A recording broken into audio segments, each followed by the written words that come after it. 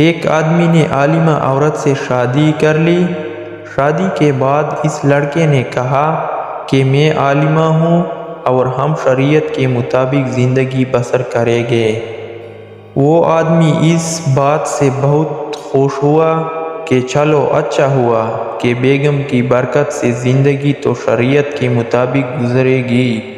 لیکن کچھ دنوں بعد بیوی نے اسے کہا کہ دیکھو ہم نے گھر میں شریعت کے مطابق زندگی گزارنے کا عہد کیا تھا، اور شریعت میں بیوی پر ساس و سسر کے خدمت واجب نہیں، اور شریعت کے مطابق خاوند نے بیوی کے لیے علیحدہ گھر کا بندوبست بھی کرنا ہوتا ہے، لہٰذا میرے لیے علیحدہ گھر لے لو۔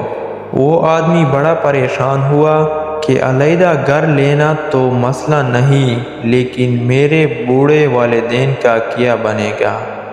اس پریشانی میں وہ ایک مفتی صاحب کے پاس گیا اور اپنا مسئلہ ان کے سامنے پیش کیا۔ مفتی نے کہا کہ بھائی بات تو وہ ٹھیک کرتی ہے۔ آدمی نے مفتی صاحب سے کہا کہ میں آپ کے پاس مسئلے کے حل کے لیے آیا ہوں، فتوے لینے نہیں۔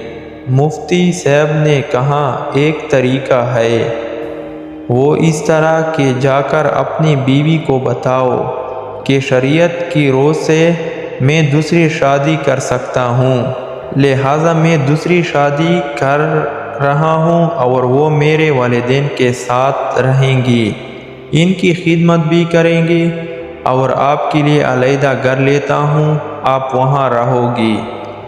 بیوی اس کے جواب سے انکار گئی اور بولی دفع کرو دوسری شادی کو، میں ادھر ہی رہوں گی، آپ کے والدین میرے بھی والدین ہیں اور ان کی خدمت اکرام مسلم بھی ہے۔